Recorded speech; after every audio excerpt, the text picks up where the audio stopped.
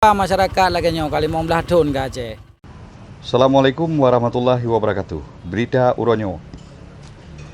Jalan Perlak Lokop Meklipo. Jalan Perlak Lokop menyetengah musim ujian lagenyo hanpu terpegah Meklipo abi. Menurut kamu kalian niba uro selanyan tanggal 11 bulan Kurang 2020 saat uro pah di daerah Kampung Senebuk Baru. Memang mekanyah-kanyah abih di daerahnya. Menurut salah siro urang kampung daerahnya yang tengah gepetrun hasil kebun, Said Hasbi, bak freelance news gepegah, jalannya trip tak karla. Jalannya di Aceh Timur, jalan rantau panjang Perlak, kamu laki berbagah di pegot tiat. Baik kecewa masyarakat lagi nyo kali 15 tahun ke Aceh. Antong lah lagi tu jalannya. Gonyang gelake bak pemerintah Aceh jalannya berbagah gepegot. Mahan tiap uro masyarakat bak gelewat jalannya rebah Honda-Honda bak gepesibelah leuiak yang mekanyah-kanyah kalage tanah belang karap jet pula. Camat Rantau Perlak Mukhtaruddin Genarit betul jalan daerahnya memang cukup tak ancu pulem musim ujian lagenyo. Kondisi jalan uronyo lagi getanyo cukup ancu ya. Maaf, bagaikan kubangan kerbau ya, hanya menjadi bahasa Aceh.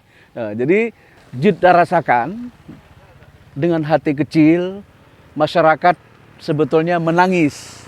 Ya, kamu dari pemerintah yang bawahnya, yang camat dan geci, artinya karena nyo hana bangun oleh pemerintah provinsi, sementara masyarakat menganggap kamu dari pihak kecamatan, Bika dan juga pemerintah kampung seolah-olah kita tidak peduli, tidak tanggap dan keadaan. Menurut Gonyan, jalan Perlak Lokopnya tanggung jawab pemerintah Aceh, kan tanggung jawab pemerintah Kabupaten Aceh Timur atau pemerintah Kecamatan Rantau Perlak.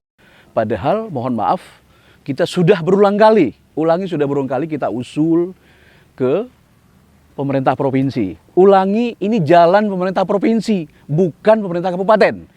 Jadi masyarakat, mohon maaf, jangan salah tafsir, jangan salah paham. Artinya, ini bukan Pemda Kabupaten, bukan pemerintah daerah kabupaten. Karena ini jalan provinsi yang membangun, yang merawat adalah Pemda tingkat 1.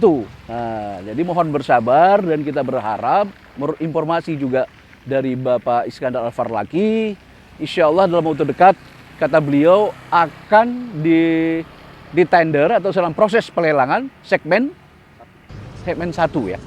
Sambung camat barokan jalan daerah Kecamatan Rantau Perlak kali gecuba timbun ngen tanah tapi hana trip jalan daerahnya karleh lom. Ilyas Mair, Freelance News, Aceh Timur.